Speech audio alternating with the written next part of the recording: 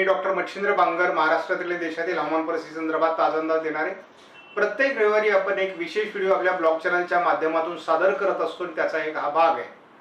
आपण कालच्या व्हिडिओमध्ये खास करून गेल्या पुढील 4 महिने म्हणजे ऑगस्ट, सप्टेंबर, ऑक्टोबर, नोव्हेंबर या महिन्यांमध्ये काय हवामानात बदल होतील आणि त्याचा परिणाम हवामानावर काय होईल आणि या महिन्यांमध्ये अंदाज साधारण कसे असतील हा व्हिडिओ बनवलेला आहे.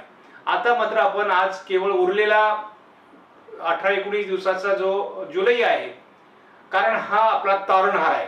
कारण हा कालावधी मराठवाडा, खास करून पश्चिम महाराष्ट्र आणि उत्तर महाराष्ट्रातील आणि विदर्भातील काही जिल्ह्यांमध्ये किंवा घाटमाथ्यावरील काही जिल्ह्यांच्या पूर्व भागामध्ये जो पाऊस कमी झालेला आहे आणि त्या कमी झालेल्या पावसामध्ये मुळे त्या परिसरातली जी पेरलेली पिकं आहेत त्यांना जीवदान मिळणार की नाही याच्यावर संपूर्णपणे आता हा कालावधी अवलंबून आहे. त्यामुळे आजचा हा 18-19 दिवसाचा व्हिडिओ फार महत्त्वाचा आहे आणि त्याच्यानंतर आपण थोडा 10 ऑगस्ट पर्यंत सुद्धा त्याला जो कनेक्ट करणार आहोत. मग ते आपल्या लक्षात येईल की नेमकी काय होत आहे. आता विषय असा आहे की 15 तारखेला म्हणजे आज आपण 12 तारखेला आहोत. 15 तारखेपासून 15, 16, 17, 18, 19 तारखेपर्यंत आपल्याला स्थानिक स्वरूपाचं वातावरण तयार होऊन हलका फुलका पाऊस आपल्याला काही ठिकाणी पडेल आणि जो पेरलेल्या पिकांना जीवदान देईल. आता आपण जर 18-19 दिवसाचा जुलैचा अंदाज बघितला तर महाराष्ट्रामध्ये जे पेरलेली पिकं आहेत त्यांना जीवदान मिळणार आहे. आपण सांगितलेलं आहे की 15, 16, 17, 18 एक स्थानिक स्वरूपाचं वातावरण राहण्याची शक्यता आहे. 19, 20, 21, 22 साधारण मध्यम स्वरूपाचा पाऊस महाराष्ट्रात पडेल असा अंदाज आहे. परंतु 21 तारखेपासून पुढे विदर्भामध्ये म्हणजे खास करून चंद्रपूर, गडचिरोली, यवतमाळ, वर्धा, काही प्रमाणात वाशिम, हिंगोली, अकोला, अमरावती, बुलढाणा, जालन्याचा काही भाग, छत्रपती संभाजीनगरचा उत्तरेकडील भाग, जळगाव आणि धुळे, नंदुरबार, नाशिकचा काही भाग या ठिकाणी अतिवृष्टी होण्याची शक्यता आहे आणि मुसळधार पाऊस या ठिकाणी होईल. त्यामुळे या ठिकाणी ज्या ठिकाणी पेरण्या झालेल्या नाहीत त्यांना पेरणी करण्यासाठी तो पाऊस उपयोगाचा ठरेल. ज्यांनी पेरणी केलेली आहे त्यांना मात्र त्या पावसाचा अतिशय उपयोग होईल, कारण त्यामुळे त्या भागामध्ये जीवदान मिळणारे पिकांना आणि जो दुष्काळ आहे, पाण्याचा दुष्काळ, तो सुद्धा कमी होण्याची शक्यता आहे. कारण नद्या सुद्धा या विभागात प्रवाहित होऊ शकतात असा आपला प्राथमिक अंदाज आहे.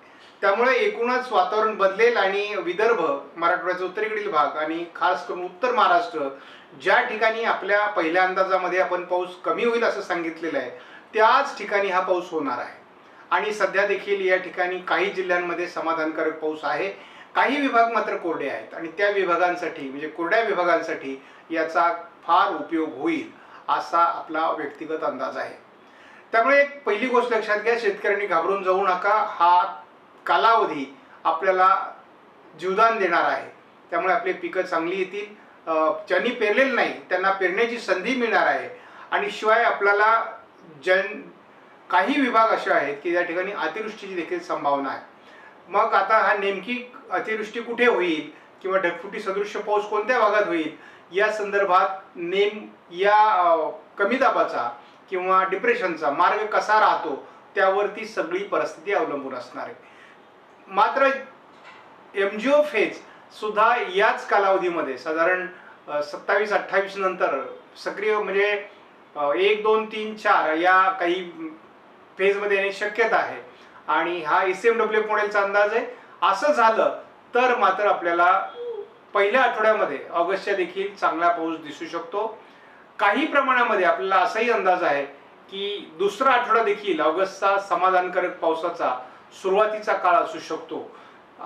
ऑगस्ट हा मुख्य करून खंडाचा महिना आहे आणि त्यामुळे कधी जूनमध्ये खंड असतो तर कधी जुलैत खंड असतो आणि जास्त करून ऑगस्टमध्ये खंड पडण्याची शक्यता खूप असते आणि तो महिना आपल्याला ऑगस्ट आहे. परंतु ऑगस्टमध्ये देखील सुरुवातीला म्हणजे आता जुलैमध्ये पहिल्या आठवड्यामध्ये अतिशय चांगला पाऊस झालेला आहे. त्याच पद्धतीने शेवटच्या आठवड्यात देखील जुलैचा चांगला पाऊस होण्याची शक्यता आहे आणि ऑगस्टच्याही पहिल्या दुसऱ्या आठवड्यामध्ये समाधानकारक पाऊस होण्याची शक्यता आहे. त्यामुळे एकूणच महाराष्ट्रातील पावसाची परिस्थिती बदलण्याच्या मार्गावर आहे. आपण बघितलं 40% घट आपल्याला जूनमध्ये होती, त्यानंतर अगदी 14-15% घट जुलैमध्ये आली आणि आता जुलैच्या शेवटच्या आठवड्यात ती पुन्हा एकदा घट भरून निघण्याची देखील शक्यता आहे.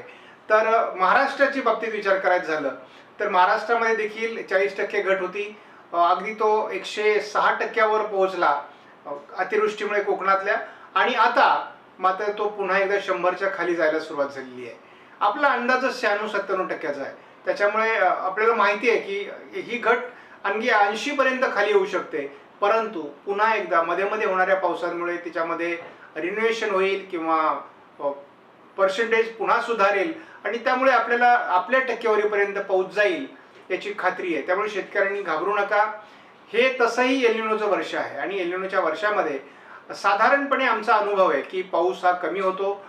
परतीचा पाऊस कसा असेल या संदर्भात एका वाक्यात जर सांगायचं झालं तर आपला अंदाज आहे की 15 ऑगस्ट नंतर आयोडी हा काही अंशांनी झुकणार आहे पॉझिटिव्हच्या दिशेने आणि त्यामुळे पावसाचं प्रमाण वाढायला सुरुवात होईल.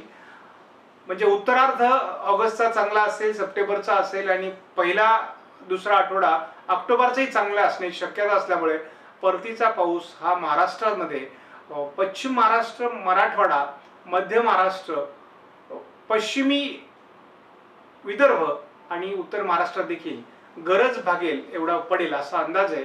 आणि नद्यांना पाणी येईल, विहिरींना पाणी येईल, बंधारे भरतील, तलावांनाही समाधानकारक पाणी साठा होण्याची शक्यता आहे. त्यामुळे तसा फार कडकडीत दुष्काळ महाराष्ट्राला बघायला मिळणार नाही असा आमचा अंदाज कायम आहे. धन्यवाद. जय हिंद, जय महाराष्ट्र, जय बळीराजा.